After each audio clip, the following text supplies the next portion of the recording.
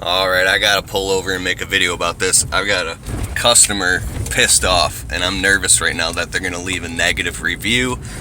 And I can't do anything, I just have to wait. So, I'll tell you what happened. Cleaning old houses with old ass windows. Customer calls a week ago. I'm a 5-star window cleaner in my city. We have like the most positive reviews of all, so a customer called. There's a little downtown area where I live, and they have these huge old houses. And I don't like cleaning windows in older houses, but here's the catch. This house is like 6,400 square feet, and it's only glass inside and out. There's no screens, no cleaning of tracks. I would never mess with tracks or storm windows, even though some people like to, because you can charge a lot and put all that. I just don't even like dealing with it.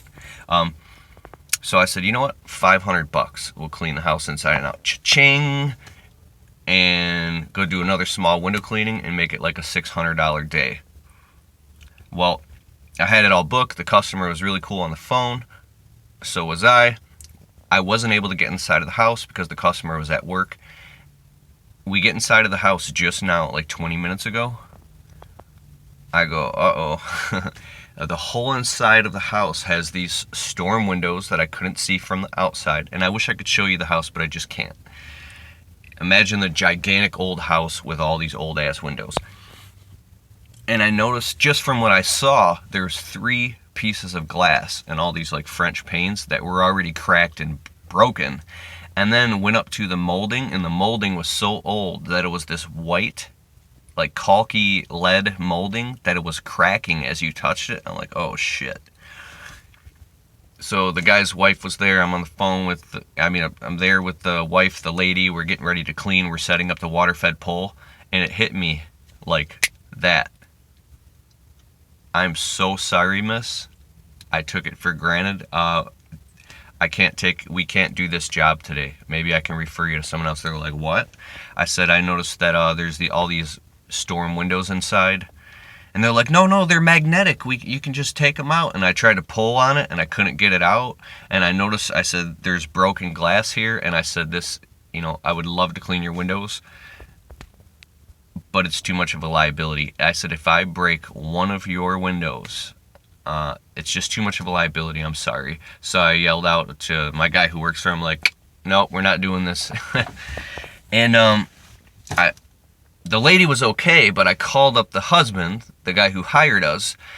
I said, sir, I apologize. We clean hundreds of houses in this area. We're, a 5-star agency. We take a lot of pride in our work. I'm so sorry I wasn't able to come inside of your house. I took it for granted. We haven't done an old house like this in a long time. I can't clean your windows, sir. He goes, what? I'm like, yeah. I'm like, you have all storm windows? He's like, they come right out. I'm like, and a lot of the windows are cracked. And he's like, well, whatever, just clean them. I said, we can't clean cracked glass. I can't take on that liability. I didn't see it because the windows were so dirty until I got inside, So he's like, I said, sir, if I crack just one of your panes of glass or anything, he goes, listen, if you crack a pane of glass, I don't care. I'm like, I'm not taking that. In my mind, I'm like, wait, can we get $500 real quick? We clean this house. We can do it like 3 hours, 4 hours, right? $500, that's $100 an hour. I can make them sign a little contract. I'm like, fuck that. So as I'm on the phone, the guy goes, you know what? This is a fucking cop-out. He didn't say the F word, but I'm saying it, sorry. He goes, this is a cop-out right now. I go, sir, I totally understand. I'm sorry you're frustrated. It's my fault. But if you're in my shoes, I'd hope you understand. And he didn't care. He's like, you know what? If you don't want the job, then don't take the job. And he hangs up. And in his tone of voice, I'm like, oh my God, this guy's going to leave a negative review. That's like my fear, right? I could have called him back and tried to apologize and smooth it over. In that moment, it was over. So we packed up and we left. It is what it is, right? And I called up another local window cleaner. They're really big name. They're good company around here. And I explained it to them real quick, and they're like, this sounds like you're going to do more damage than you would clean. break more than you would clean. And I was thinking, yeah, with those old windows and the water-fed pole and all that nasty old caulk, it would start to make a milky substance that would run down the windows. But here's the thing. Why I'm making this video. I'm glad that happened. I am very glad that I didn't stick my head in the sand and be a wuss and say, oh yeah, we'll do it. Because, so sometimes in life you gotta stick your toe in the water and get yourself into a funny situation so you can get the data and learn why or why not to do that. Now, some people, you might be a window cleaner that's been doing this for 20 years, and you're like, shit, I would do that shit all day, dog. I would charge them $1,200. I would go and inspect every window and make sure this and that and have them sign a contract and make sure that they're fully educated. We do that shit all day. And there are window cleaners who love doing that stuff because they know how to itemize and charge for it. And you can make really good money doing stuff like that by taking the extra time to educate the customer. But that's an entirely different kind of experiential process that you'd have to kind of get good at and navigate your way around and build a legal structure as well to protect yourself and a communication structure. I'm just not up for the challenge because I like to clean newer houses, get in, $199, get out. In and out, a couple hours, get paid, go to the next house. I don't like messing with all that stuff. That's like a weird little corner of, it's not really a niche that I'd like to get into. Let me know what you think, right? So we bounced. And so at one part of me, and when this happens, I get a little negative and I beat myself up. I go, you know what, I feel kind of like a failure right now. I should have known that. I should have taken more time and walked the property and communicated all this with but I didn't know, right? I haven't done an old house like that in 5 years, right? And I just I said, glass inside now, $500. Hell yeah, dog. Took it for granted, right? Sometimes we do that. And so that's what I want to say in this video. I think that before you take on really, really old houses, if you're newer in the window cleaning business, I think your best idea would be just don't. And if you want to do it just so you can learn the lesson and see what it's like, or take the potential of, breaking a piece of glass or having molding fall off while you're cleaning windows and now you're in some type of problem with the customer, so you can learn all that shit.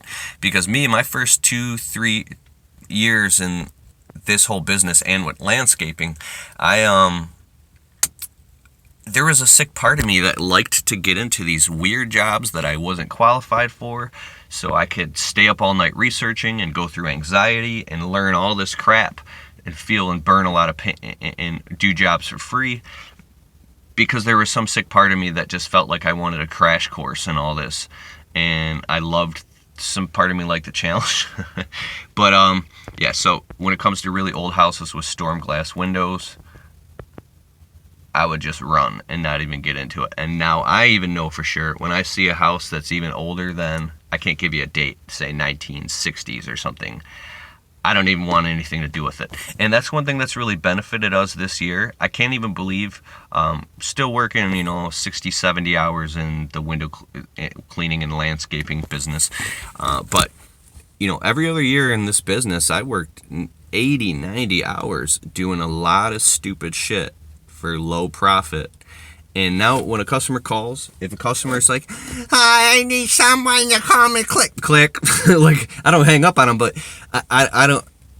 This is our geographic area where we clean windows. These are the types of customers we like to work for. When you can really clarify all that stuff, then you could be like, this is what we do. This is what we do not do.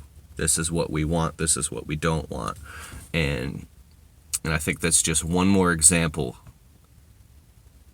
of, now don't get me wrong, taking on challenges and taking on like commercial jobs or a big church or something like that where the money is there, and you could do a job for $4,000 or $5,000. I mean, hey, if you can get access to a boom or a lift or get yourself into a situation where you can make really good money and be a little nervous at the same time, whatever that may be for you, I think that's pretty cool, because now you're opening up new doors and new avenues. I think I'm gonna stop right here because I could say, as far as expanding the business, you need a whole bunch of consistent work coming in, and that's predictable. And you got to get on your marketing. It's a whole different side of that. I'm really beginning to see this whole self-employed, 1 or 2 man show thing. It takes an entirely different set of skills to go up to 3, 4, 5 crews, and it takes, I believe, it takes passion and commitment, right? For me, there's so much stuff that I keep learning just in small business alone.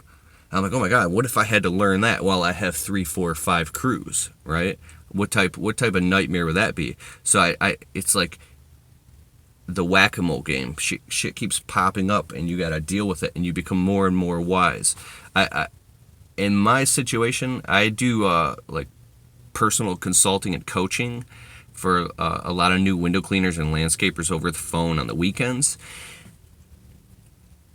And some of these guys that are calling me have companies that are 5 times the size of mine, especially in the landscape field. And the problems that they're dealing with, I'm like, whoa. Like, you wanted to grow this big company fast because you thought that you had this image in your head and you reinvest everything, and now you're dealing with these massive issues that are, possibly ripping your life apart right now. And, it's not good or bad or right or wrong. It's just relative to the situation. But I think, I don't know, what if you had a crew out and they took on an old house with storm windows and you just quoted it real quick and you hadn't been in that situation, and now they're out and they're breaking people's windows and messing stuff up, and they cause $3,600 in damage, and they're like, what? I was just trying to clean the windows. And now you're like you got this huge liability because you didn't go through that first yourself, starting from, like, if you own a restaurant and you start out as a kid washing dishes and prep cooking, and you learn every single thing about the billing and management and the health codes of a restaurant, I think that can make you a really good restaurant owner. This is like a lifetime thing. So, okay, I'm done rambling on here. I hope all is well. Keith Kalfas with the Window Cleaning Blueprint out. I'm going to T-Mobile right now to see the new LG V30 because my phone is broke and it comes out today. Peace.